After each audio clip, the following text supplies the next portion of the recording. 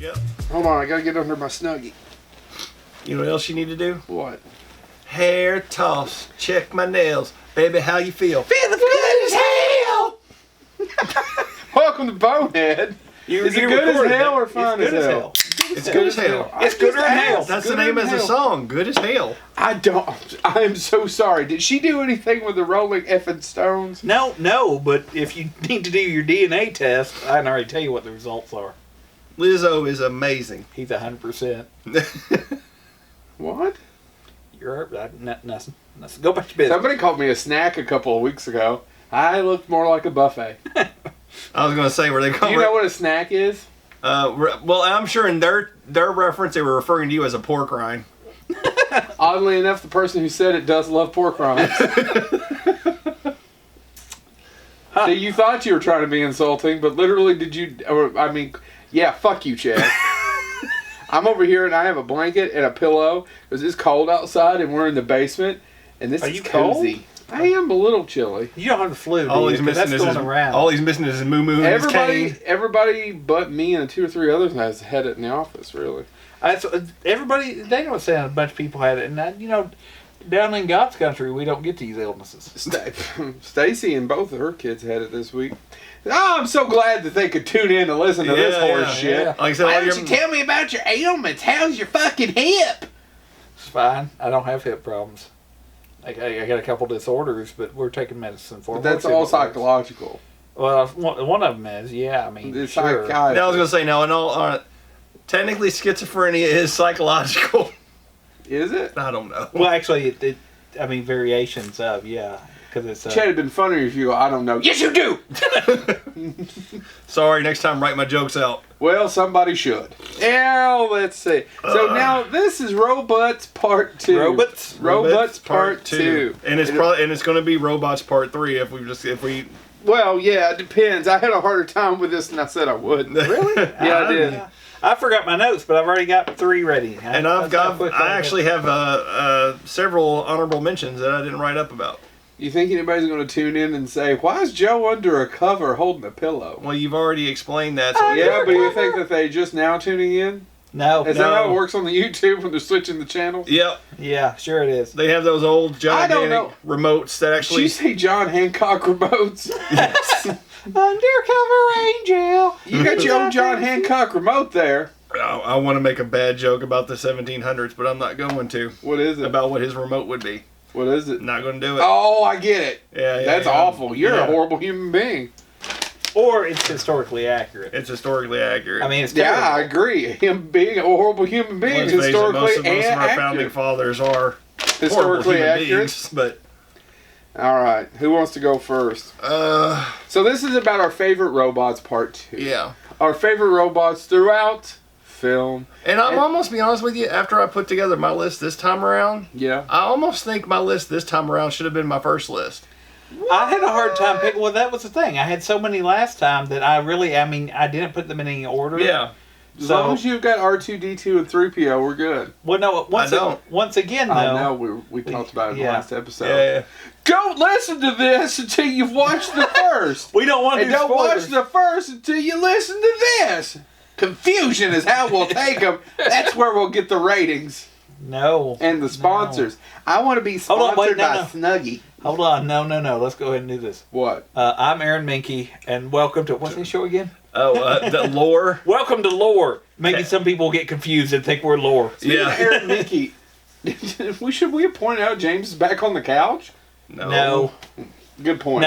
No, because this is just... Did you bring one of them babies? Let's see. This is in a cake? It's I almost did, and I stopped this morning to get some. I'm not making this up. I was going to stop and get some, and they were sold out. Because I was going to bring a couple home. I was like, oh, that'd be cool. I'll bring some home. Yeah. And I was like, I'll wait till the morning I leave to get them. And I know they're called a king cake, but could you have found me a queen one? There is a queen cake. The queen cake doesn't have a baby in it. It's usually smaller. Which is funny, that the queen cake you would think would have the baby in it, right? Yeah. But there's the queen, and it's spelled with a K. It's Kween. It's queen cake. Well, that's just stupid. Oh, I'm sorry that Mardi Gras doesn't meet your... In all fairness, Mardi Gras is ridiculous. Almost as ridiculous as the Kentucky Derby, but, I thought you were going to say Christmas. No. Thanks, Chad, for costing us Yeah. a whole group of folk. Oh, Yeah, I was about to say, just keep mocking religious-themed holidays and events like Mardi Gras. Mardi That is Gras. obviously religiously affiliated, you heathen. Mardi Gras. Mardi Gras. That's me. so should we start? I'm waiting on you Alright. fuckers. All right. Do you want? I'll go first. Okay. I don't want to go first. I'll go first. I don't want to work on Mother Maggie's farm. Aunt Maggie's farm. I don't want to work on. Yeah. So this was one that I had I ain't the gonna work first on time my Are around. you No. sick? Yes, I'm So very you're sick. You have braces, Uh and you've got the rest of them ailments that we're not going to list here. Yeah.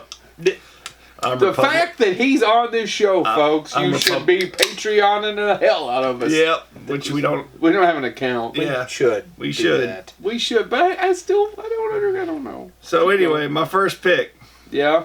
and this was honestly, I really did struggle with the first round of not putting this one on here, and now that was a true regret. Max, Flight of the Navigator. Yeah, I was gonna say Max. What's the other one though? What's the other robot that it helps Max? I Oh. re-watched it this week because I wanted to make sure that I watched it because I hadn't seen it in 20 years. What is fucking show? What's the other robot that helps Max? Ralph. RALF. Yep. What's it stand for? Oh God, I forgot what Sarah Jessica Parker called it. We can tag team this. No, go. No. You have to tag team it, and then I'm gonna sing the tag team. I'm really song. angry Tag team because I could back only in. come up with 3, Really? and you just took a third of. Yeah, I really had a hard time Wow. Okay. because I blew my load in the last one. I see. I thought After you were the one that was, you were the one who said, I know. we could do 4 parts on this. Yes, I we still could think have we done. could. But when I started going back, I realized all the rest of the shit I want to talk about was the robots that suck. Okay. So anyway, Flight of the Navigator, directed by Randall Kleiser, who also directed Joe. Is it Escape to Witch Mountain? I can't remember. No, Grease, Blue Yeah, Grease, Lagoon, yeah, Blue and the Lagoon. fantabulous Big Top Pee-wee. I didn't put them on there. Starring Joey Kramer. And this is what killed me when I did the research and watched the movie. When I was a kid, I didn't know this either. I didn't either. When I was a kid, the Max, the robot, I was like, that is so great that they made him sound like Pee Wee Herman. Max is voiced by Paul Rubens. And he actually did not take credit in the movie because he didn't want people to associate that with him. So in the credits of the movie, he is credited as Paul Mall. Smoke them if you got them, boys. Is he really? Yes. I didn't see that part. So it also stars Sarah Jessica Parker, who, when asked about this movie, she had no fond recommendation. She had no fond remembrance of it, and even yelled at the person who asked the question, going, "It was a job. It was my first job, and I took it because I wanted to get paid." Look it up. There's a quote. Maybe maybe she had a bad time. No, she literally remembers nothing about the movie. About shooting it, or has no recollection. It's not But true. to give Horseface some credit, I'd say it's not true, but let's just assume she was on peyote. That makes this an interesting story. and I don't mean to be mean to her, but let's give her a little bit of credit. That was 1986. Yeah. I'm not. I arguing- don't remember what I did 2 weeks. In I am not- 86. That's over 35, I am not arguing 30 years, 30 34 years. I am not poking fun at her. I completely agree with that. It was over years ago, and it was probably some fan who that was their one movie. I agree. I wanted to ask her about it too. Yes, 'Cause I would like too, it. but she doesn't remember anything about it. Howard Hessman, who in a rare plays the villain. Ish. There really isn't a strong There villain. isn't a villain in the I mean, movie. in all fairness, with Howard Hessman, Isn't the we'll talk villain about it in a really minute. time? And of course, the great Veronica Cartwright. The movie's about a boy who disappears in 1978, only to appear 8 years later in 1986, having not aged a day. Mm-hmm. At the same time, he reappears. A spaceship crashes into some power lines and confusing the government agency of NASA, who has a lot of power in this movie that NASA doesn't normally have. yeah. Well, they had a lot of bases, yeah. Yeah. But they had helicopters. They had army people looking for this spaceship. Yeah, but they had the quintessential cop '80s car with the lights on the top. Yeah. I'm like, let's put those on my car. So yeah, and Watch this. You could put them on your butt. Oh, oh, not and really. It wouldn't fit actually, James. But thanks. yeah. So Max, the spaceship is actually a cybernetic human being, artificial life form, and Max is kind of a floating head in the spaceship. It's really cool if you haven't seen it. If you have a Disney Plus account, look this up. It's one of my favorite movies from my childhood, and I watched it this week and realized it still holds up. In all fairness, this was on my list last week. It was mine too. Why didn't you talk about it last week? You could have ruined Chad's. Because I didn't do all the research. I wanted to finish watching. I only watched half of it. Yeah. It's also the first involvement with Paul Rubin acting for Disney. A month after the film's release, he continued to perform as Pee Wee Herman for the Saturday morning children's program Pee Wee's Playhouse. Was that for Disney? No, that was for CBS. But he could. Yeah. Paul Pee Wee has no affiliation with Disney. I didn't think so. But if you watch Fly the Navigator, there is a lot of Pee Wee in Max later on in the movie. Once he absorbs what's his face's brain. Right. Literally. Yes. As soon as he absorbs the kid's brain, he suddenly starts acting like Pee Wee Herman. Yes. And Max is a Trimaxian drone ship. One thing I want to add about that. So one of the prop holes, I didn't know this. Did you know about this? Which just proves all the stereotypes about one of the prop holes of the ship. Do you know about this? No, I have the history of how it was made. Okay, well you can go into that part. The prop hole is actually still featured at Walt Disney World. Which one? Where at? In the cafeteria in Tomorrowland. It's right above the drink station. It's the topper of the drink station. Well, for years you could still see it before they did away with the backlot tour. Yeah, it was on MGM. If you went when it was MGM, you could do the backlot tour and the ship was still there. Right. For years and years and years and years. Probably up until 10 years ago. And there is one thing I did find about the research about this, and there's no proof that anything is connected. But there's a throwaway line in the movie. So the whole thing about Max and the ship is they are collecting life forms from all different planets to be studied. Right. And at one point he shows the young boy in the ship some of his specimens, and one of the specimens he says is from Pixar Ellipsia. Mm-hmm. The following year, Pixar was founded. Yeah. And the other thing is too, in Wall-E, the villain on the ship, the robot villain, looks very similar to Max from Flight of the Navigator. It does. So there was no proof that was actually connected in any way, but interesting. But it was. I never thought of that. And Joe can go into the making of it, but one thing I do want to talk about the importance of why Flight of the Navigator is so important. It was probably the first use of CGI in a movie. No. Director Randall Kleiser brought in his brother Jeff as the visual effects supervisor, who oversaw the use of reflection mapping software to create the ship's chrome-like appearance. Uh-huh. The result was one of the first successful examples of what would be later known as CGI. Technically, that's Wrath of Khan. Yeah.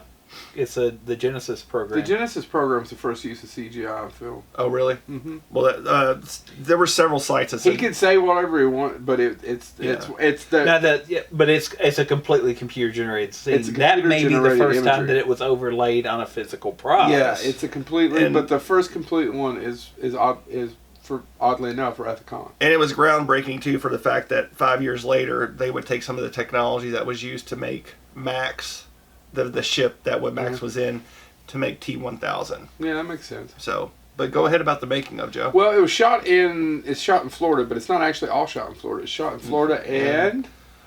Belgium. No. I want to say it was Norway. Yeah, it was Norway. Here's what I find fascinating. Is actually Disney wasn't necessarily overly interested in it. They took it to Viking Films, and Viking Films and Disney split the cost. Mm-hmm. And Disney released it. Now, here's what's interesting about Norway. Do you know anything about Epcot and when it was originally built? Go ahead, no. Okay. Norway was on board for sponsoring what? Norway at Epcot. Disney tried to get different countries, just like they would any sponsor, to come on. And Norway spent a lot of money sponsoring the building of Epcot. And I wondered, I couldn't find anything that connected the two. But it's awfully close of why that didn't all come together. Well, and also, too, in the movie, there is a person wearing Epcot apparel. And Epcot was only 4 years old at the time this movie was shot. Opened in 82, that's right. Right. So I'm curious if it had a lot to do with that. So, No, but if you haven't seen Flight of the Navigator, even for 1986, the effects in that movie are still amazing. They're still pretty good. I saw it as a kid and loved it, and that's one of those movies I hadn't seen, nor do I own. I hadn't seen well it. over 20 years, man. Yeah, same here. I turned it on last Sunday, and my kid sat down, and that was it. He was right through it, and we didn't get to finish it. We finished it this week, but And one of the amazing things he loved it. And one of the amazing things liked about it. that movie, and in my opinion, is it's actually two separate movies. The Mm-hmm. first 45 minutes of that movie is a creepy Twilight Zone science fiction serial, and then the last 45 minutes is a buddy road trip movie, and it's split dead up. The moment he gets the first 45 minutes of that, at the 45-minute mark, he gets on that ship. When Sarah Jessica Parker gets him out and he gets into Ralph and escapes. Right. Yep. And then the last 45 minutes is a buddy road trip movie. I was actually impressed that the acting didn't suck. A lot of the effects were pretty good, and don't get me wrong, it's not the greatest movie, but it's pretty enjoyable to be 34 years old. Right. Right up there with Mac and Me. No, much better. Much better. Much better. Much better. It wasn't a huge hit, but it wasn't a bomb either. It was a middling hit. I looked that up. Yeah, which is why they didn't get a sequel. But I enjoyed it. Yeah, I have no The only reason I argued with myself again today whether I should put it on the list because I thought one of you a-holes would argue with me, well, that's a spaceship and not a robot. The whole time I was robot. writing it, I'm like, you, not James, you were going to be the asshole who argued with me. That is not a robot. Because he also it's a has ship. the robot on him. Yeah. He has Ralph. And I didn't look up what that stood for, but Ralph stands for something now. Yeah. Yeah, I looked at, and there, the voice of Ralph in that movie actually is somebody famous too, and I forgot who it was. I didn't bother to write it down. So anyway, now I'm worried one of you two is going to steal my other two. But go ahead. Who's going next? You or James? James. Okay, I'm going to go back to... Joe said film at the beginning. I'm going to continue our pop culture roots, but I'm going to do one that became a film. And I'm going to do the children's story of The Iron Man. A children's story in 5 nights, written by Ted Hughes, which in the 1968 won a British Poet Laureate. He was British Poet Laureate, and he wrote this story to tell his children, and he told it over 5 nights. It won a lot of awards, but it didn't get made into a film for a long time. And there was a problem when they wanted to make the Iron Man into a film. See, this comic company called Marvel in America had this character called Iron Man, which at the time wasn't yet a movie. It wasn't actually made of iron. So when they brought it over to America, American studios got this Brad Bird fellow and made the Iron Giant. But in the original story, it's different. It is a robot still. He eats farm equipment. He befriends a kid named Hogarth. Brad Bird really likes robots. But No shit. the actual story in this is that there are And JJ likes them aliens with the sloth-looking things. the Right? there Yeah. are the government, Why do of they course. look like a sloth to me, but they do. They look nothing like a sloth, but I was They going do to look like a sloth to me. The government is, of course, so if you watch the movie, and by the way, Iron Giant may be the robot movie that has the most human heart of all the robot movies. I never watched Iron Giant until about 7 or 8 years ago. And Really? actually cried. Really? Yeah, 7 or 8 watched years it, ago? Watched it in my office. When The it was on original Netflix. story actually also involves an alien force coming down, and the Iron It came Giant out, I was also... in college or high school. See, I It would have watched been the it. last thing I would have been interested Oh, in. I loved it. I was interested in women. But there's a dragon that comes from outer space in the book that he also fights, and they realize the dragon actually has just been injured by war. And so it has the same message, but it goes further than the movie does. It was Hughes, in 1993, wrote a follow-up called The Iron Woman, which actually dealt with the human war on the environment. Iron Woman! And the Iron Woman shows up to basically Is that help the with Nazi version of Wonder Woman? The Iron Curtain. The Iron Curtain. The Iron Woman cleans the Iron Iron Curtain. Woman. Give me Iron roar. Woman. But yeah, so the story actually was originally Yo, Vanna. the story before it was adapted by Warner Brothers and Brad Bird was adapted into a BBC as part of the Jackanory series, and Tom Baker narrated it. Oh, Tom And Baker, not- the Doctor Tom Baker. Yes, in 1989, guitarist Pete Townsend. No from studying. From a book from a certain band called The Who, actually performed the Iron Man musical, and it's a rock opera. So Iron Man was original. You got an owl in the fucking room. Who? Where? If the owl's only talking about one person, that's whom. Where? But if you've never seen The Iron Giant or you've never seen the book, give both a shot. But the movie does have that. I didn't know it was based on a book. I didn't either. I thought it was Brad Bird being fantastic as Ted always. Hughes is a British poet laureate. This is why I have to do books on this show. You all have got to start reading books. I don't mean pick up a book, put it on your hat, and go, look, it's paper hat. I read books every night. C-Spot, Run. Boy, that Dick and Jane had some fun. Boy, You read that? I tell you, Pete the Cat, he sure can get into shenanigans. He's got those white shoes. You read that one yet? Oddly enough, we don't really have any Pete the Cat. You want some? No. He's got these white shoes. There's an entire CD that has a song on it that comes with it so your kids can enjoy it. And now Amazon has a cartoon. Pete the Cat. I know what you're talking about, though. But yes. Are you done? Yeah, that's the Iron Giant, but it's Iron Man anywhere but the U.S. I don't know where to go next. Hell. Go to hell. I'm there. Go to hell and you die. I'm there. So I'm going to go a little bit more obscure, but I'm going to stick on Disney Plus streaming. Hold on. Is he doing TikTok? What are you squeezing your can for? I'm waiting to hear what your second pick is. Vincent. Okay. And Bob and Maximilian from The Black Hole, one of the worst movies I've ever saw, that I can't stop looking at it. Christy got pissed the other day and said, really? Really? And it is. Man, have you watched? Boy, that's some bad acting. I have not been able to make my way through Max. it. It's not that bad. Who's the villain? Max. Maximilian. Yeah. The villain robot, the maroon, is Maximilian. But who plays the actual villain? The Oh, yeah, it's the German guy. I'm so sorry. It's not By the way, Max von Sydow, is it? No, but it's finally, Max after watching The Black or... Hole, now I have a reference for why I find C-Lab 2021 even funnier. Yeah. Hold on. So, the best character in that movie is Vincent, voiced by Roddy McDowall, the robot. Now, the robot itself, Vincent, and then Bob is a beat-up version that they find there, who's voiced by Slim Pickens. And neither one of them get credit for that. No. They're uncredited for it. So Roddy McDowall is the one that see on C-Lab 2021. He has the silver top and the red cylinder with the eyes. Okay. By the way, though, who bust out his teeth. flip side real quick.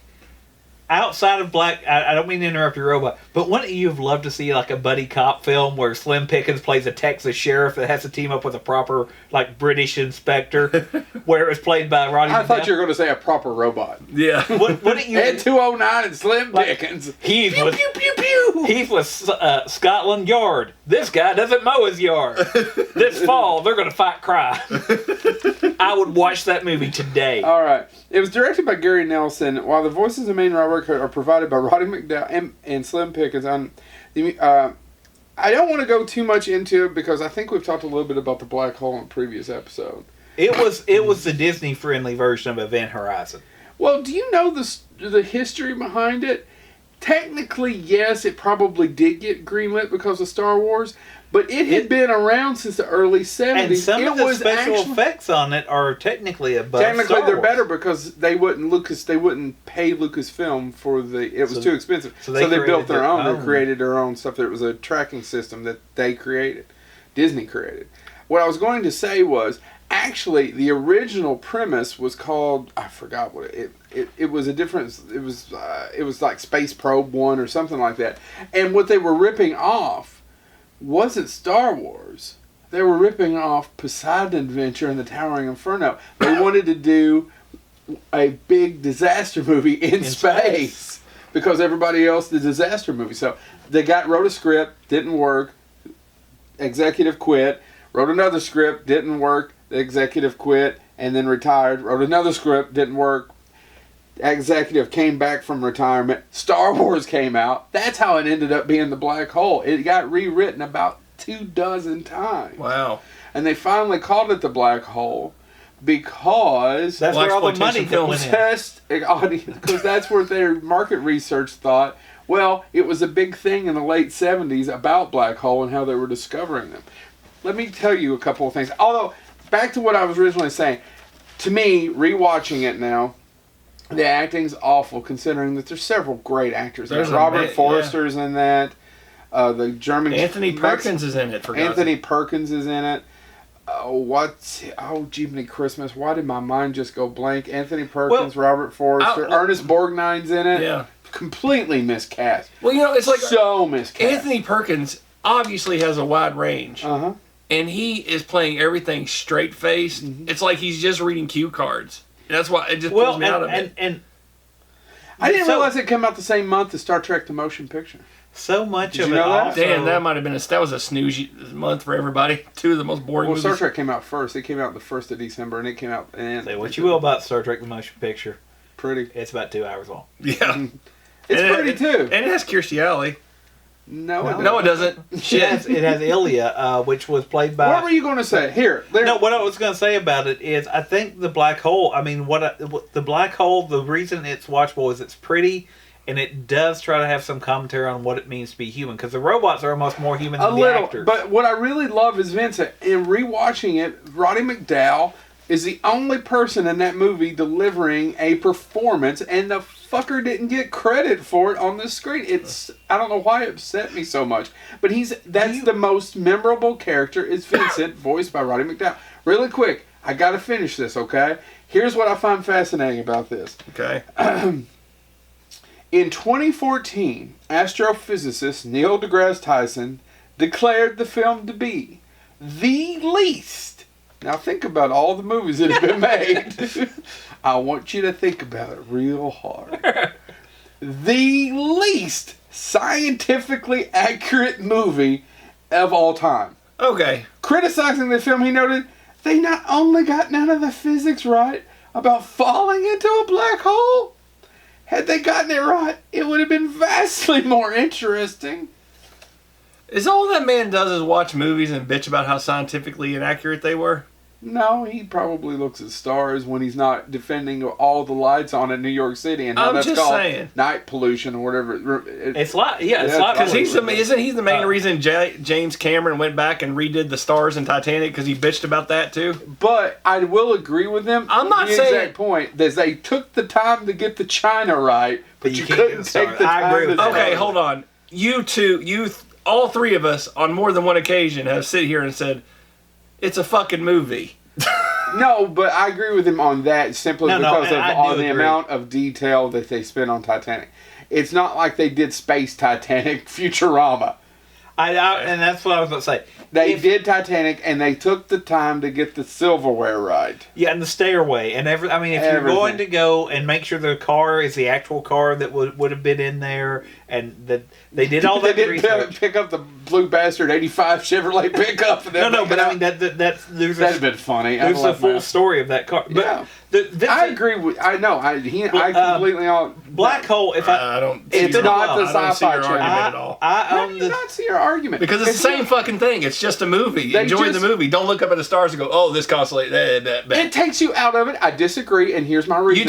So when you saw that movie, it's because now you watch that movie and it pisses you off that you go, "Oh, no, stars because aren't I right." didn't have that amount of knowledge. But if I Alright. had that amount of knowledge about Tate's Creek fucking bridge and road every time, it took me out of Justified. Yeah, I agree. You all And if laugh people about watching that. it, yeah, because it's funny. I don't. Does not accurate. They couldn't have took some time to look at a map. All right. What I was going to say, by the way, though, correct me if I'm wrong, because I own the special edition of Black Hole, because I'm a purist. It goes right next to that special edition of Tron, 3-disc, not 2. 2's the poser edition. They didn't need it all. Hold on, I gotta go ahead. But what I was going to say is the. Correct me if I'm wrong. Isn't there a shooting range scene with the robots in Yes. Black Hole? Yes. Okay, that's what I remember the most. Their exchange at the shooting range. But you're right, Vincent. And to me, the robots. It's the only The interesting robots, character in them. I mean, to there me, are other look- He's the only one giving a performance. Well, the robots too. I mean, Everybody were else made is to cashing that be. check. The robots are the only kid-friendly part of that movie, really. It's a little dark. It was much darker through development. I didn't write all of it down because then we just start talking about instead The movie, of the but I mean, robots, but the movies. robots are as far as what a kid's going to respond to. Robots are about the only thing that that was when Disney was doing some really kind of adultish films. Well, Disney had something- lost its way. Something like, and the other one that comes to mind is Something Wicked This Way Yeah, Comes. Something Wicked This Way Comes. Based on the Ray Bradbury book over in my collection. One of these days I probably should read Bradbury. Who's next? Chad? I'll get there. Well, You during all- this, we'll do a robot intersection. 11001110. All right, so my If next. you're a robot, there you go. So I am going down again the Disney Plus option and make it bringing up the one James brought up earlier. Jeez, and crackers. TikTok, Return to Oz.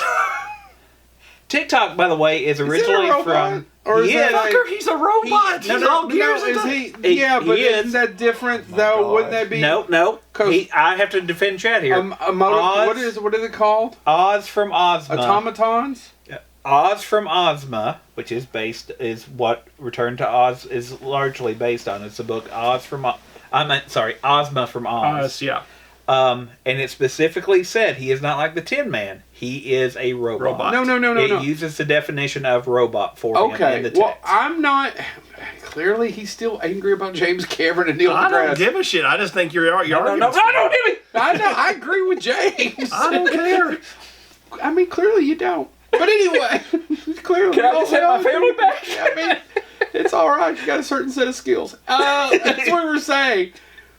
I'm saying, is there a difference in the definition though between a robot and like what are they called? Are they called automatons? They're Well, like, the ones and that- in like if you're watching what's this the really good 3D Scorsese film? What are those called? Oh shit! The other French fact one. about TikTok is Hugo? Hugo. Clockworks or Yeah, whatever? what are those called? Well, and that was the thing. It depends on where they came from because the term robot is actually from Sweden. yeah. And it meant automaton. Yeah. And so that Okay. was the same thing. So it depends on what language you're using. And actually- I'm just asking. And No, TikTok you're is right. TikTok is credited as And being, James told me to ask, so you hit him. TikTok is generally considered one of the earlier robots to appear in literature, even though the term was not even coined until after L. Frank Baum's death. Yeah. So it wasn't. What was he called? I don't have that information, but it wasn't called a robot. But it's called TikTok in the book? Yes. Mm-hmm. Oh, okay. Return to Oz was directed by Walter Murch. This is actually the only film he ever directed. He wrote some stuff, right? He's mainly in the audio field. He has a lot of credits in sound departments. Maybe He I worked read on it. Godfather Part 2, The Conversation, and The English Patient, to name a few. He has a long list of work in audio. Maybe I think I mixed up with somebody else. It was actually written by Murch and Gil Dennis. He wrote Walk the Line. TikTok was actually done by 3 people: Michael Sedin and Tim Rose. Do you know who Tim Rose is? Admiral Akbar and Howard the Duck. And it was voiced by Sean Barrett. Mike Sundin, I think is how you actually pronounce his name, is actually a gymnast. He was actually the one inside the robot. He stood upside down with legs bent and backwards inside TikTok's body to move the legs, and he used a monitor inside the robot and actually to navigate around. So it was pretty cool, and it had to have been completely uncomfortable. The one cool thing about this too. He was referred to as a machine man. Sorry, I just wanted to. Oh, Machine Man, that's right. Because the term robot hadn't been created yet, he is introduced as a one-of-a-kind machine man. And the card on his back says, patent double action extra responsive thought creating perfect talking mechanical man fitted with our special clockwork attachment. Thinks, speaks, acts, and does everything but live. That was what his full title. Right. And the other thing too about TikTok is he's been wildly appearing in several different forms. There's actually a play dedicated solely to TikTok. Well, he was in, because Ozma from Oz, I think, was the second book in the franchise. And he was created by the Scarecrow, who was king at that point. And he was created for the sole purpose of waiting for Dorothy's return. Right. Well, he's actually there, and it differs in the movie because in the movie it's actually Oz's army, which makes no sense because they constantly have to be wound up. Like the whole army of Oz. That's actually, I mean, that is part of his thing. Is he is the leader of the Royal Army of Oz. And they're all TikToks. They're all mechanical. No, because in the movie they are. There's the Shaggy Man which I don't think Shaggy Man's not in it. Shaggy Man's not in it.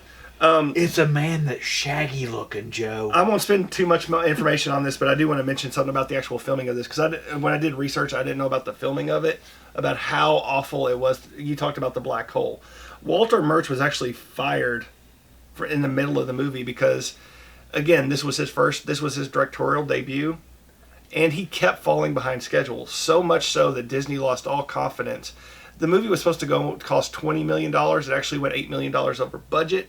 They fired him, and he firing during filming or after post-production? During, because the studio found the dailies lacking, and Murch's slow shooting pace. It was just they just couldn't take it anymore. So they let him go, and he found out secondhand from somebody that they were letting him go. It took him. That's gotta suck. I don't care who you are. It's like, oh yeah, sorry you got fired. What? Yeah. And it took some very powerful friends of his, Francis Ford Coppola, Steven Spielberg, and George Lucas, all to call Disney and say, hire him back, which they eventually did. Lucas even offered to take over directing himself should Murch fall behind schedule again. Murch finished the film on schedule, though while in post-production, studio management changed again.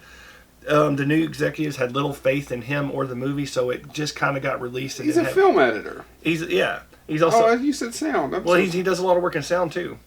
Oh. It's actually, if you go on his IMDb page, sound department is his #1 listing. So it was doomed. It had limited promotion and a short theatrical run, so it never really did have a chance for succeeding. So they just dumped it? They just dumped it because they had little faith in the movie, and now it's a cult classic. Yeah, and it's a good way to give your children nightmares. It is a cult classic. My kids loved it, and I was. Meanwhile, you've got your blanket over your head going. What's the witch's name? I'm forgetting. Everybody I know was always petrified of the wheelies. Well, and I thought when the witch came out with her many heads, I thought my kids were going to be terrified. I'm like, kids, let's turn this off. They're like, no, Daddy, I want to watch it. And I had to tell them, I'm like, look, this lady is going to take her head off. There are going to be a bunch of heads. They are going to scream in absolute terror. They're like, okay. And then the time came and they're like, Dad, that wasn't that bad. And my 4-year-old was like, I like this. It's like, I'm proud of you, but at the same time, I'm terrified. This is just like I'm going to keep all your heads later. So that's my first one, TikTok. My second one. I'm going to go with a literary one again. This one never has been a movie. Has this been a book that we've read, maybe? Someone's read? If you've read it. More likely not. If you read things, if you've ever read any science fiction that connected to steampunk, yes. We're out. I like Altered Carbon. Okay, well, you actually probably should read this. Or the show. And I have this as an audiobook if you want to read it, because it is... I kind of liked Altered Carbon, but I finished it. It is like Hitchhiker's... I can't tell you if I liked it. It's kind of like American Horror Story. I watched a bunch of those seasons. I agree with you on American Horror Story. I actually liked Altered Carbon. I found it. I was going to read Altered Carbon, but my favorite character from the show, I found out isn't in the book, and I actually made me lose interest. Yeah, Poe's not in the book. Poe's not in the book? No, it's a copyright issue. In the book, I think it's I'm gonna blank. Oh yeah, that is the best part. I was like, who the hell's Poe? Oh yeah, you're talking about Edgar Allan Poe. And in the book, it's a comedian, and they couldn't get the right, so they changed it to Edgar Allan Poe because that's all public domain. And I was like, now you lost Poe. I was like, I wanted to read more about Poe. I think it's a comedian. Is it Don Rickles? Please tell me. Oh my God! Rickles. Actually, if it's Don Rickles, I would have read it. I would read it now. Come on in, Pigface. Oh my God! Yes. I know that isn't. Oh, you lost me. Oh, anyway. K.W. Jeter is the author, and K.W. Jeter, for those of you that don't know, writes a lot of dystopian fiction. But oddly enough, he has become linked permanently, for good or ill, and a lot of people argue it's to his detriment, because he had the misfortune and the fortune, it cuts both ways, as he himself says, of coming up with the term steampunk. He, Blaylock, and I'm forgetting the other author, Mookie Blaylock befriended. from the Atlanta Hawks? Sure. Befriended. It's an Atlanta Hawk. Is that hockey? That's basketball, Joe.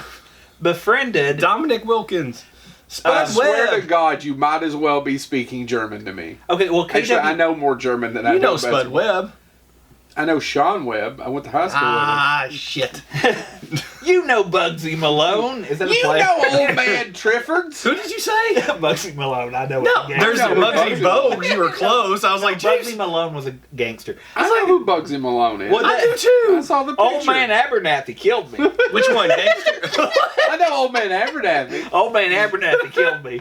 If anybody asks, I did this because of Old man Abernathy. 5 people are going to get that joke, maybe. So you saw that Bugsy Malone movie, Gangsters?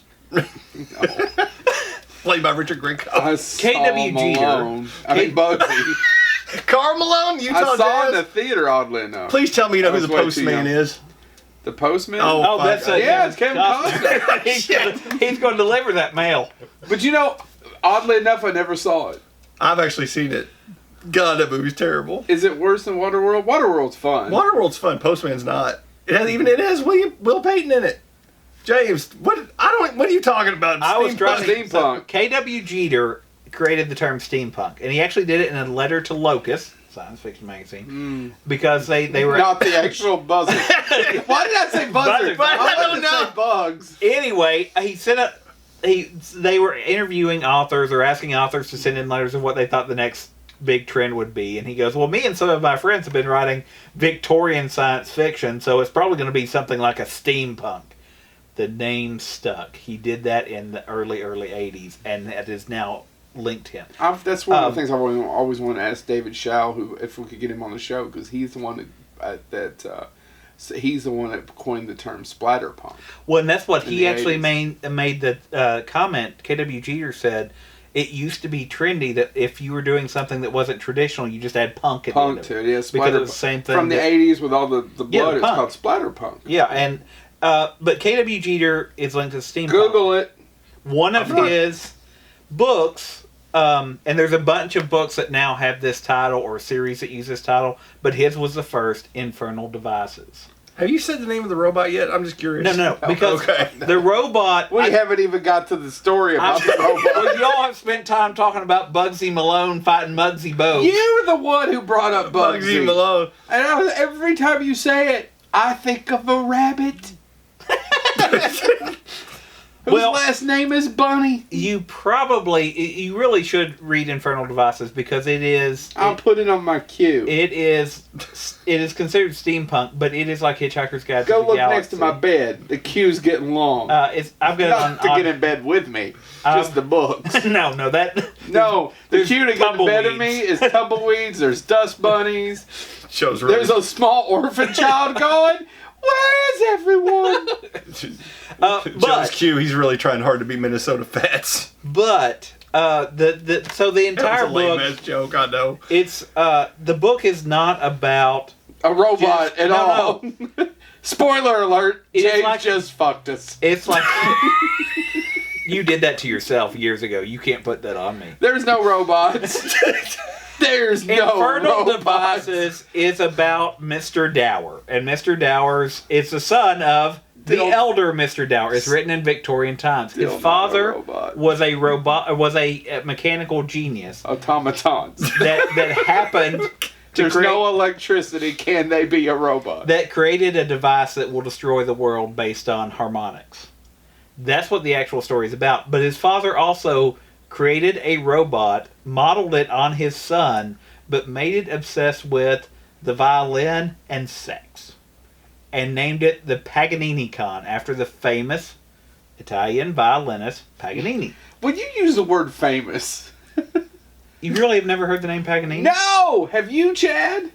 I want to say I have, but I can't. I say thought that. it was a sandwich. You get one of the Paganini. I'm not being Twitcher sarcastic. I'm kind of shocked. Paganini was... things. It puts the little things Paganini on it when you is- put it on it. is renowned- You've been to one of them places where the white women get the Paganini sandwiches. Panera Bread. Panini, maybe. Paganini, panini, what's the difference? Paganini is I want a famous for Paganini two reasons. sandwich. The reason No, you actually, don't. The bread's too rough. the reason that It is kind of I rough. assumed you would know Paganini is there's two reasons. One was he was famous for the amount of women that he bedded, and that he had children with that never married, but nobody said anything about him because he was a musical virtuoso. He was a composer, violinist, guitarist, all that stuff. He was a guitar man. from 17 Jerry Reed. Now there's a man. 1780 to 1842. That is a man. The other reason, though, I thought you would know him is he pops up a lot in horror references because he was one of the first musicians that allegedly made a deal with the devil to get his talent. At the crossroads with Jerry Reed. Yes. Him and Jerry Reed both met with the devil at the same time in 1780. Now I want to start singing Guitar Zan. Guitar man. Anyway, Let's do a trip. Infernal Devices, the Paganini con steals the life of That sounds like something out of Hellraiser. Mr. Dower the Jr. after Mr. Dower the Elder dies. Mr. Down. But you should read this because it has H.P. Lovecraft type references. There's these fish creatures. There's steampunk. I mean, he helped create the field, but the robot in it, literally, like the first time he meets the robot, he's talking about sleeping with the woman right next to him. But the robot was made in his image, and he has the entire realization that this robot has been intimate with way, way more women. And you should also read the book because it is satirical and horrific at the same time. It does a great job. And by the end of the book, I won't tell you how the book ends, but it has one of the best endings of how they stop the world from being destroyed I have ever read. And I've read quite a few books. You honestly want to know how it ends? I don't think this will ever end. Well, I won't tell you then. You should really check it out, though. It is one of the more interesting ways of how the world will be destroyed. Did you listen to this in an audiobook? Yes. Was it in Italian? Was it read No. by Paganini's? No. I listened to it as an audiobook, and I do have the audiobook, but then I read it because I wanted to read the actual ending to make sure because I was like, did they end the book that suddenly? And sure enough, they do. I want to hear an audiobook done with a really bad Italian accent. He came at me with a knife. Oh no, the bigger meatball. But yes, Paganini Con is a You robot. just pissed off Italy. It's not like they're going to side with the Nazis for a while. Oh, crap. They're too busy riding their scooters going, Anyway, Paganini Thank you, Con, Eddie Izzard. Infernal Devices by K.W. Jeter. Check it out because it does have... Oh, Derek Jeter? I was going to say Michael Jeter, actually.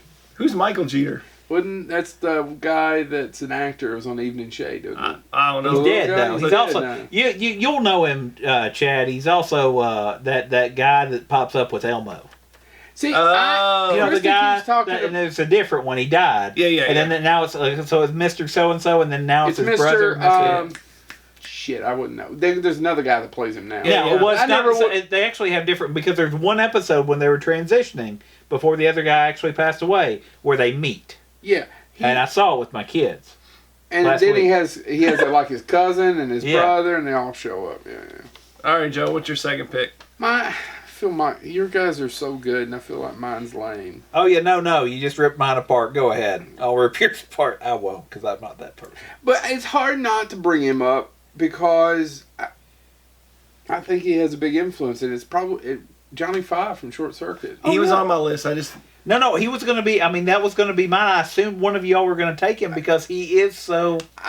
He's iconic. The movie was directed by John Badham. If you don't know who that is, he directed. Why can't I think of Saturday Night Fever? He directed Saturday Night Fever, The Dracula with Frank Langella. He directed. He directed Joe Lewis, Blue Thunder. There we go. Get it out of my mouth. There we are.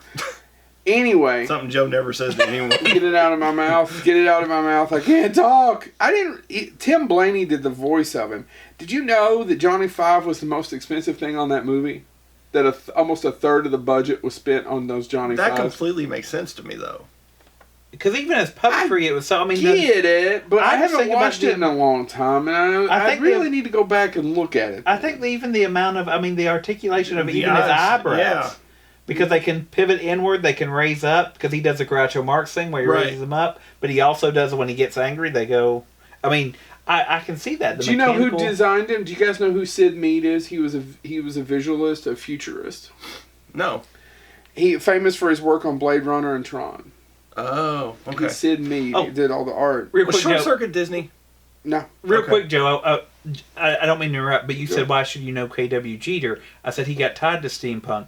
The reason you might be interested in K.W. Jeter is... I'd like to read the book, dude. I just don't know when I'll have time. But his after he wrote that, he came to the attention.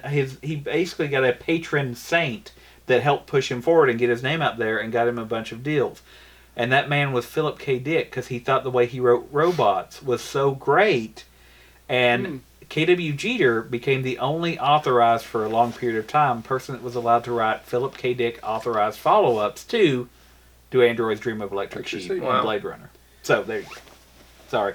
So, interesting enough, I know we talked about movies way too much, more than we do the robot. Johnny Five, if you've never seen Short Circuit, you probably should. It's a little saccharine sweet. I want to get into some of the issues and some of the things, and I'm going to tell you a story made by one of your favorite character actors of all time, who talks about this in detail. One of the problems is, though, and I also realize it, is a lot of the pop culture references are dated now. I haven't seen it in a long time. He quotes a lot. When he you does a gotta lot of- go, you gotta go, but don't squeeze the Charmin. Well, yeah, because that's Mr. Whipple. And but that's because he's watching television. Yeah. So it's logical, but if you just show it to a kid now, if I show it to my kids, they're like, "Wow." So the story of Short Circuit is there's a bunch of these robots that are they're made by the military. One of them gets struck by lightning, right, and develops its own artificial intelligence. Yep. And becomes alive. Right? Right. Yep, there you go. Number 5 is alive. Right. So Fisher Stevens Number 4 is a horror. was originally hired to play Ben Jabicha. Now Fisher Stevens is an American. Right. He's playing an Indian in this movie.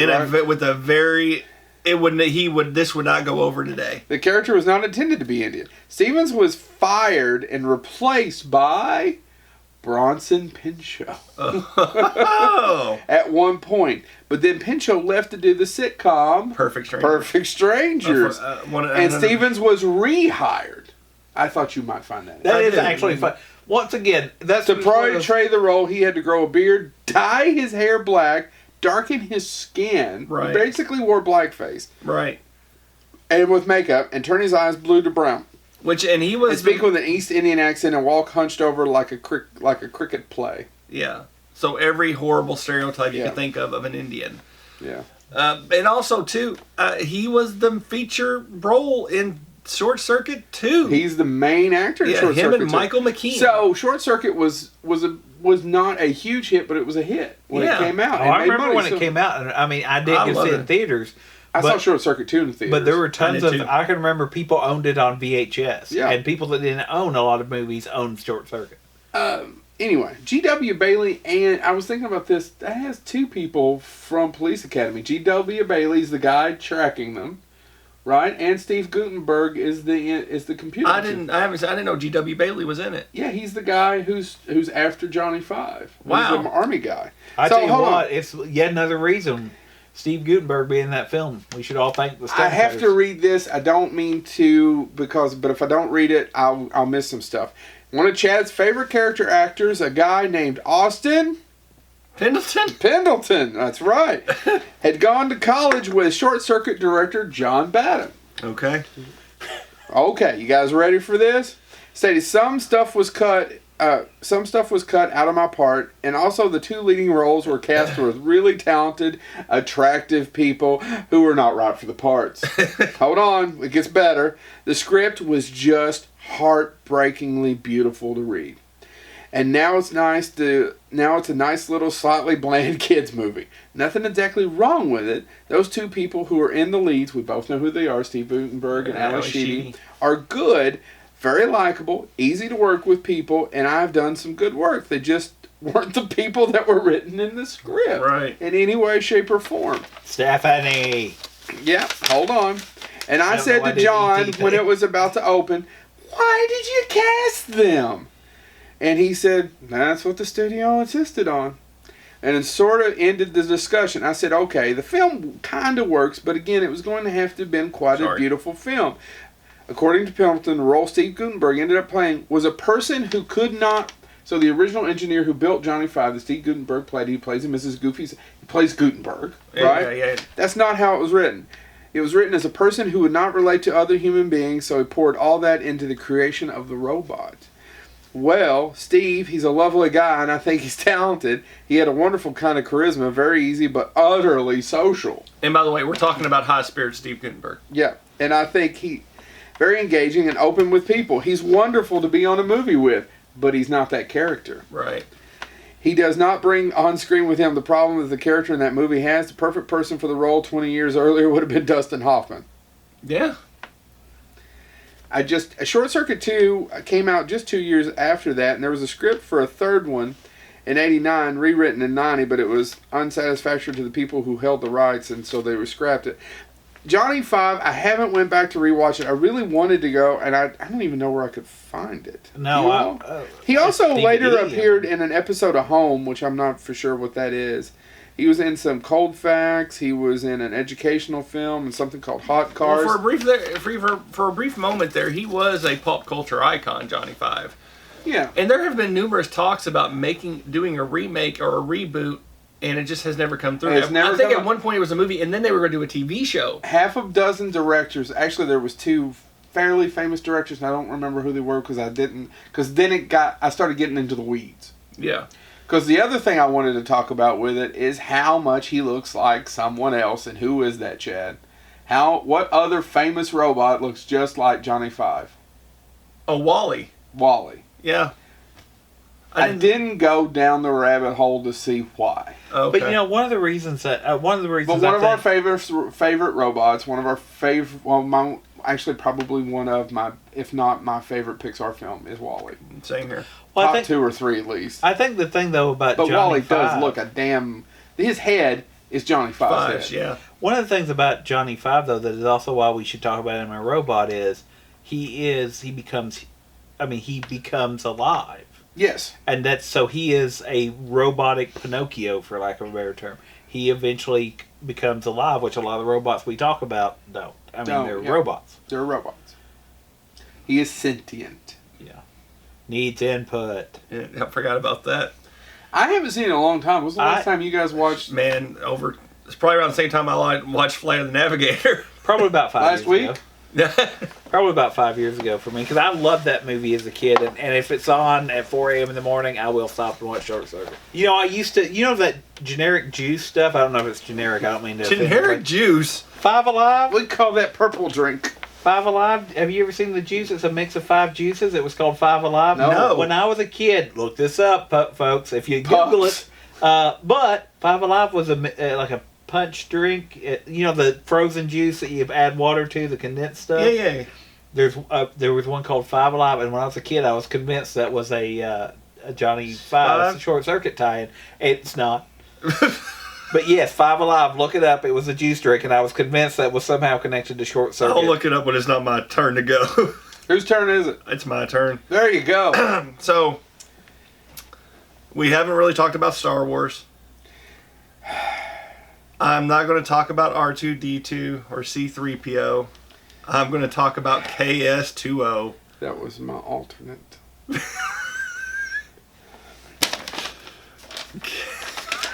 What's that say, motherfucker? So, hey, Joe, I've got one for you.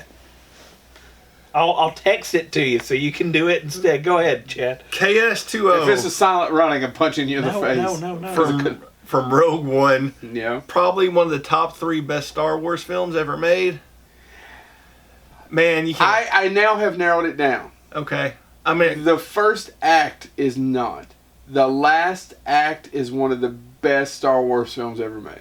The last 2/3 of it. I agree with you. The whole part where they're actually chasing Forrest Whitaker is kind of boring. But after it makes no sense. Actually, if you just remove everything from... Oh, yeah, I can't do it, though. What's his name? I don't know, but it ties into somebody else that did voice work here. Yeah, that's true. But anyway, go ahead. So, yeah, from about the time when they let her out... Yeah. Till... I don't know, what do you think? When they kill her dad? Right about that time, that fight scene? If you remove that, it's the best Star Wars. It may very well be the best Star Wars movie. Yeah. It's right up there with Empire and agree. Star Wars. That third act is tough. Yeah.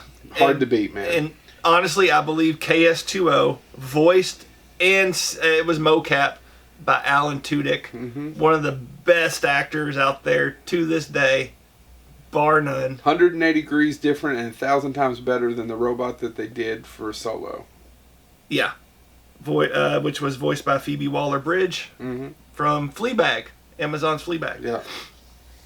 But Rogue One, directed by Gareth Edwards, who... That's a whole other story. Yeah. Godzilla and Monsters, which you can chime into because I don't have anything on that. About Gareth Edwards and how he was removed. Well, they brought in what's-his-face who wrote the Bourne movies. Oh, Tony Gilroy. Tony Gilroy. Who was, Bourne movies and Armageddon. And Chris White. Well, Gilroy let it slip on a podcast. Well, it sounds very egotistical if you can find and listen to it about how he saved that movie. Oh, really? Yes. Go find it. Oh, I'll find it and send it to you. Well, at the same time, knowing because Gareth Edwards is mostly known for 3 movies. This, Godzilla, and Monsters, right? 2 of those movies, you hardly see the monsters. That's true. So, well, I like... if you listen to other people talk, they played nice in the sandbox till the very end. Yeah. Okay. And then there wasn't a lot of... out of the 2 of them, if you listen to it, Tony Gilroy clearly had the more condescending tone. Gotcha. In Rogue One, it's really great, and we're going to talk. I want to talk more about KS2O, Alan Tudyk. He is a very cynical robot with a lot. He likes to insult the main character, played by Felicia Day. Yeah, Felicia Day. One of the cool facts I found about when I was doing my research. Day? I probably have that wrong. No, Felicia Jones. Yeah, no, Felicity Jones. Anthony Daniels, who played C-3PO, was jokingly disgruntled that Alan Tudyk was allowed to play the KS2O. Yeah, Felicity Jones, by the way. Okay. Was a KS2O in a relatively comfortable motion capture suit, where Daniels had to endure years of discomfort and injuries using the C-3PO costume. Yeah. Daniels laughingly cursed at Tudyk after Rogue One's premiere, and Tudyk later said that the "fuck you" from Daniels was one of the highest compliments he had ever received. Fair enough. I swear that would top my Harlan Ellison telling me to go fuck myself story if I had Anthony Daniels say "fuck you" to me. Oh my god! But yeah, so it's all motion cap, and honestly, the death of KS2O is very sad. That's when I knew the movie had no positive ending. Because in Star Wars movies, because of R2 and C-3PO, humans can die left and right.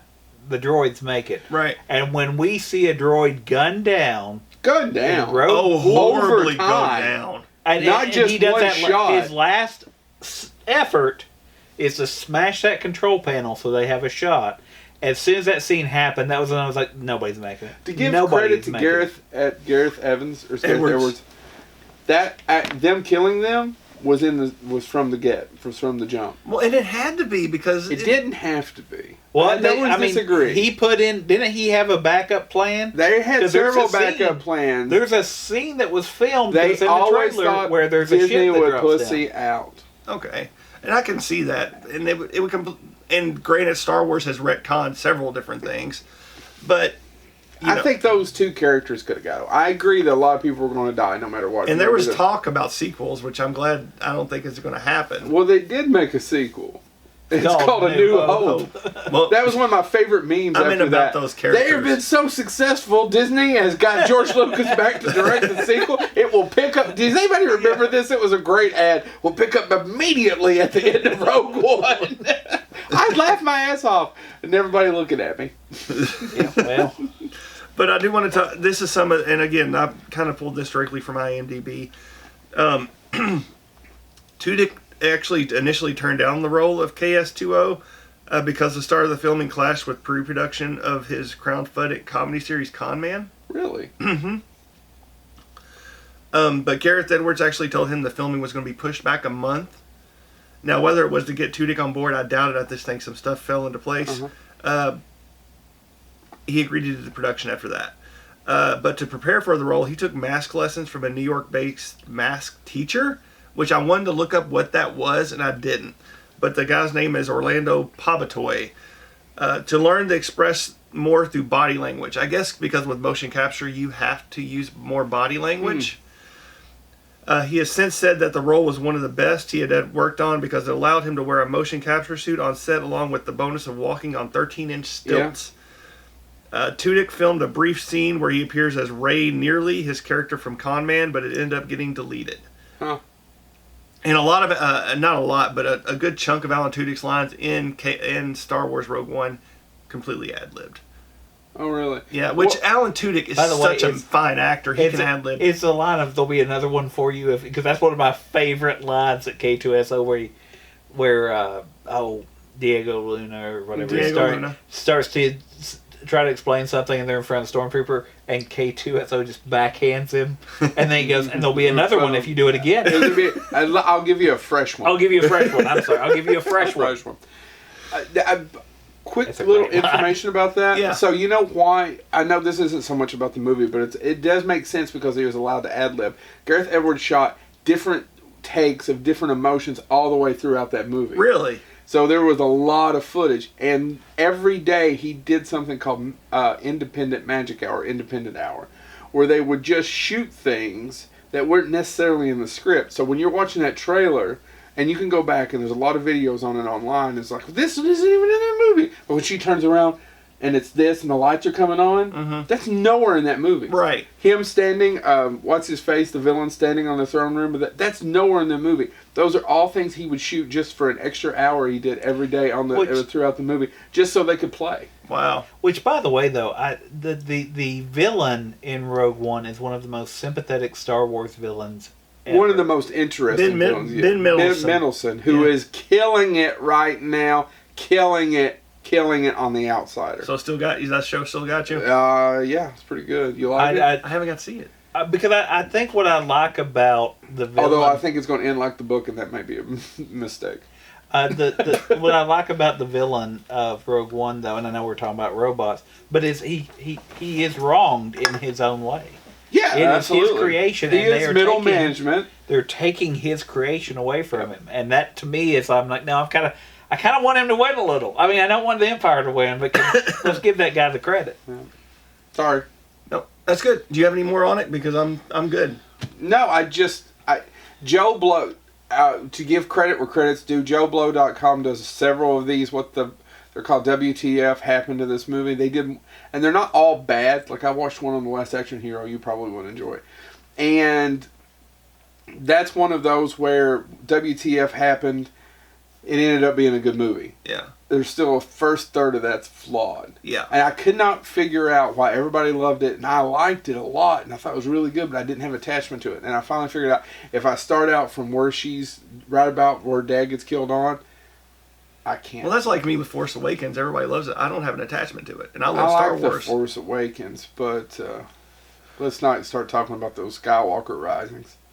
I haven't gotten to see it yet, so let's not talk about it. But anyway, yeah, no, and honestly, it's K2SO is one of the only few toys I bought. It's sitting right over there on the shelf. He's probably my favorite droid. Well, he's popped up since. That type of droid has popped up. Has now got a place in the Star Wars lexicon. It's unfortunate. And it's hard for me to say that because I love R2-D2. Hopefully, is he going to be in the new Diego Luna series that they're doing for Disney Plus? I haven't heard that announced. Because that would be great. Yeah. If it was him, those two characters, Yeah. It may even be up to the Mandalorian level. James, your last one. All right, so I want to start this by saying this is a book series, again, that was made into a movie. But this is what surprised me about this book series. Were your first two made into movies? No, the second one. Yeah, the first one was. Oh, it was? I'm sorry, the Iron Giant. Yeah. I've already forgot what you brought up. You don't pay attention to me at all. This is why we broke up. Did you just fart, What? Joe? Not lately. Did you fart? No, why? Because that's all I'm hearing is farts. Are you fart? Just not lately. Anyway, I want to start this by saying George R.R. Martin and J.K. Let me interrupt you real quick. He is playing KS-2O in the untitled Star Wars Cassian Andor series. Good. Well, now I'll watch it because I couldn't have cared less until you told me about it. In Oh, fact, you would I watch thought- it anyway. You would have gave the first episode a shot because it's Star Wars. Yeah, of course. Plus, you've already paid for Disney Plus. I know better. It's true.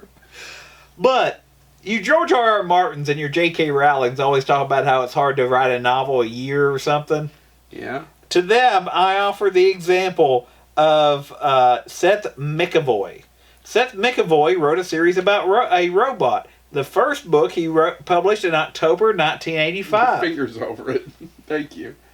Yeah. The second book came out in the later part of October of 1985. The third book in the series came out in November of 1985. There was a pause. He took some time off and wrote the fourth book in 1986, May 86. The fifth book in June of 86. Can I tell you why this guy's an idiot? Stephen King, the reason he's pulled out Richard Bachman, one of the reasons, was he was writing too much, and their editor's like, you can't really release more than one book a year. You may be right, because I don't know if Seth McAvoy ever had the success he had with the series after he concluded it. And the sixth book came out in October of 86. He wrote 6 books in under 2 years. Starring a robot that has a soft spot in my childhood. Made into the Disney film, not quite human. But isn't he an android? Yeah, he's an android. He's a human. He's a human. Not in the books. He's considered a robot in the books. But But Alan, talk. I say your choice is stupid because Alan Thicke's in it. also Titanic. People need to shut up about fucking stars. No, the stars. I get it. I still stand by that. They did. He's right. I'll give you a hug after we stop recording. You do the details on that one. Anyway, But yeah, fuck it, because Alan Thicke's in it. why do you hate Alan Thicke so I don't much? hate Alan. I don't. Thicke. I love Thick of the Night. I bet you do.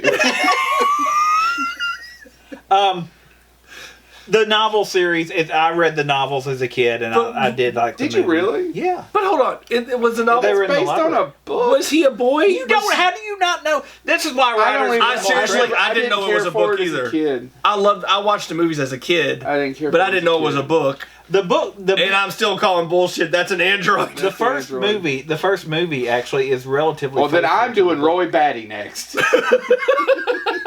But he bleeds. Well, then we can kill it. Doesn't he cry?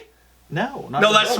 small. That's Small Wonder. I forgot. I was gonna say, Small Wonder. Yeah, Small Wonder's an Now you android. guys have gone completely But no, off no, the reservation. I- I can't follow you there. I don't know what that is If even. you know, You don't know what they Small make Wonder fun is? of they make fun of that in Family Guy. What's Small Wonder? It's about a man who invents a little girl robot, and they adopt her and pretend she's her Is real this a daughter. TV series? Yeah, it's a TV show. It was in the on? 80s. I don't remember. It was on the same time as Alf. I missed it. I was watching Alf. Not at the same time. It was the same time, but it came out, I think, the same season as Alf. Yeah. I watched Alf.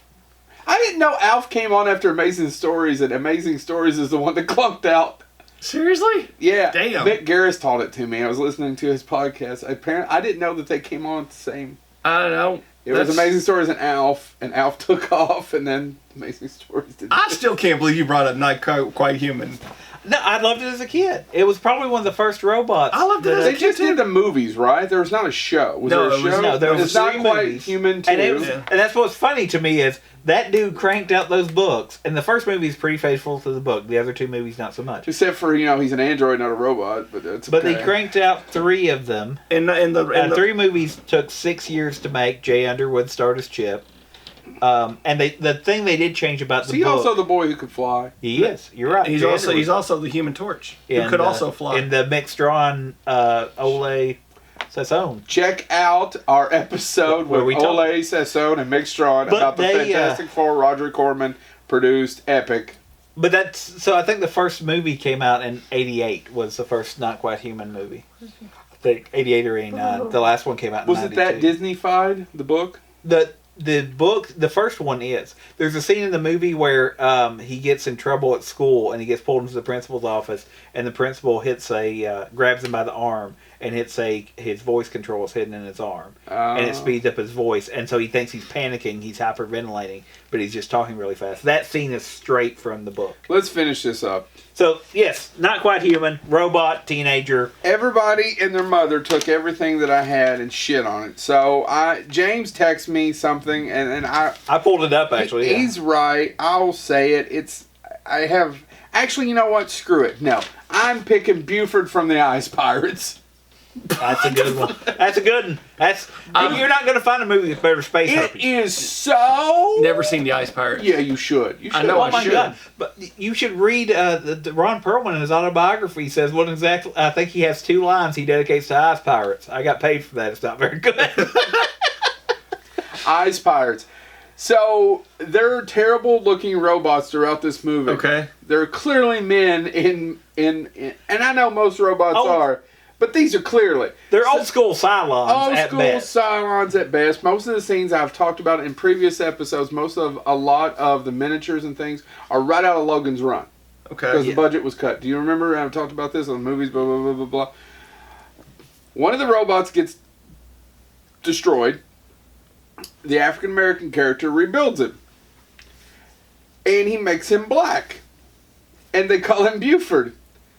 And it has every horrible, stereotypical thing you would think of from that point on. James, am I right? Yeah, I mean, Ice Like Pirates. Amos, was it like Amos and Andy Not Bad? quite that bad. But it was in the ballpark. Like if Amos and Andy Bad was So at the the front of the scene is- parking lot. Is that Buford? Yeah. Yeah, I'm in black. Yeah, from the third act of the movie. Check it out, Ice Pirates. Now, what James sent me was Star Tours. What's his name? His Star name's Tours? Rex. It's R3X. Isn't he R3. voiced by somebody famous?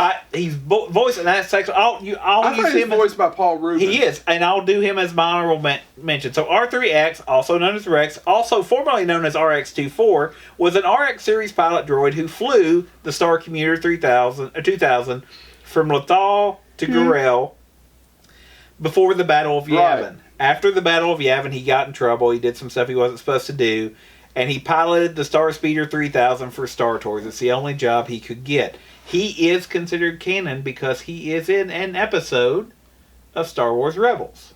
And Paul Rubens voiced him Is he in Rebels? I don't remember him being in Rebels. in the episode Droids in Distress. Oh. He is in there, and Paul Rubens came back just to voice him in that episode. He is one of the returning Star Wars actors. Everybody points out Princess Leia and Lando Calrissian. Billy D did his voice for it. But Billy D's made much more sense, by the way, in Rebels than it does in Skywalker. well, Skywalker, that was to me, it was them setting. Well, I don't want to give anything away since saying it's like they're setting him up a spinoff.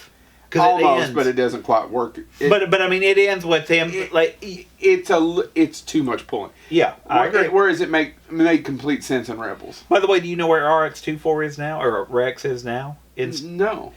Since he's no longer does Star Tours, he is now the DJ at Galaxy's Edge Cantina. Oh, that's awesome! I can't wait to see it. Paul Rubens came back to make him a DJ. So, Nice. but he is considered official Star Wars canon. So Star Tours is still running, folks. It's just different. They changed different. it about 10 years ago. in You different don't, places. and he's not the pilot. He's not the pilot anymore. It's R2 and 3PO, right? Yep. But yes, in Droids in Distress. So once he was in Droids in Distress, he's officially Star Wars canon, even beyond the parks. But his origin is the same. He was a pilot that got fired, and the only job he could get is giving tours. And now he's been fired from giving tours, so he can only get a job as a DJ. Okay. I'm done. Honorable mentions. IG-88. What is IG-88? It's the droid. It's the droid from Empire Strikes Back. The assassin droid. Assassin No, droid. A bounty hunter droid, tech. Honorable mentions for me. 80s robot. The Muppets. Oh yeah, from the Muppet movie. Yeah. It hurt me that I didn't talk about these two for this episode, but we talked about them in ad nauseum in a couple other episodes. The Autobots and the Decepticons. I thought about that. I don't know why. I just kept sticking to movies. Yeah, and that was one. But at the same time, But that's a whole other episode. Yeah, and we could have talked about the 80s Transformers movie, not the Michael Bay fucks. Yeah. And I don't know. L337. I know we just shit on it a little bit from Solo, but I kind of like her Oh, do you really? a little bit. I Not found it annoying. after a while. I think But that's why it was only an honorable mention, because I think Phoebe Waller-Bridge did a decent I job. think she's a talented lady. I don't know Yeah. about the... I think the character's slightly annoying. But yeah, I need so- to rewatch it, to be honest. I know I rewatched it with my kids recently, and actually I kind of like that. I kind of like the way they did her character, did the droid syncing up with the Falcon, because I think it does justify why the Falcon is a different ship than every other ship. Like right. I mentioned Rex as one of them. There's 2 honorable mentions I've got to bring Oh my up. god, I just saw who he did, and I can't believe I didn't come up with It's it one either. of I mentioned Bender, but my second favorite robot God damn it. on Futurama is Hedonism. Yeah, I agree. And I just I was reading some of the quotes from the lines, and every quote that Hedonism Bot says is just perfectly hilariously awful. Let us cavort like the Greek gods of old. You know the ones I mean. I mean, they're all just terrible, but they're hilarious. I mean, And he talks like this. you know, I mean, it's just. I like to rub grapes all over my body. I just turned into fat bastard. But the other one is sticking to a Star Wars one, because I know we bypass a lot of the Star Wars one, but the extended universe, Knights of the Old Republic, I believe it's HK-40, which is an assassin droid. And they were made illegal. And in the game, you can find one, and if you do enough side quests, you can activate it. And it became such a big thing that it's now built its way back into Star Wars, and it's now canon again. But HK-40 in it is, you program them to kill, and they will not stop until, so you hire them as assassins effectively, and they will seek out whatever you train them to do. And in Knights of the Old Republic, the droid itself is reactivated, but he doesn't have a target, so he kind of becomes part of your team. That's really quick when I try to do the Hedonism Bot. That's it? That's it. He just You don't want to do a quote? No, he just goes, You're not even going to do... What's his face? I'm practicing my stabbing. That's shit. a good one. Roberto. Roberto. I thought it was Roberto. I was like, no, that's stupid, Joe Lewis. No, it's No, Roberto. it's Roberto. Satan bot. I do like the yeah. Devil You bot. tell the robot devil I'm You tell coming. the robot devil. He says he's coming. I Oh, know. no. All right. Last one. Honorable mention from me. I'm kind of curious. And I'm going to say I don't remember the name. Okay. What's the robot's name in Mask? Oh, The the cartoon- stupid one that they the ride stupid on. one they ride on? Shouldn't you have saved that for the bad one, or do you just want to bring it up getting kicked by a horse? I just getting kicked by a horse. It made no sense to me. Oh, you got the shit kicked out of him. You should have walked behind the horse. The more you know. All right, we done. Well, we got to talk about one honorable mention that can't believe Quit. either one of you didn't bring Real up. quick, Hedonism Bot line. Surgery in an opera? How wonderfully decadent. And then when I was beginning to lose interest, Jambi, get the chocolate icing. Just real quick, I'm sticking we with did. I breakfast can't on believe the neither staff. one of you all didn't bring it up. Metropolis. You have to give Metropolis. I was going to bring up Metropolis. It was on my list that I left. You're right. Yeah. And it's important, but I don't have an attachment to it. I don't have an attachment I wanted either. to talk about stuff I really Yeah, like. and that's why I didn't bring I it mean, up. really, is that over Johnny 5? Okay, of Yes, course it is. Yes, But yeah, Johnny Five. Yep, no. But anyway, so that's it for Bonehead. Fuck off. I trust the orgy pit has been scraped and buttered. I agree. Fuck off. It's time for the orgy pit. Ooh, I've got the cherries. I shan't touch them until I have Jambi lock away the absinthe and ether.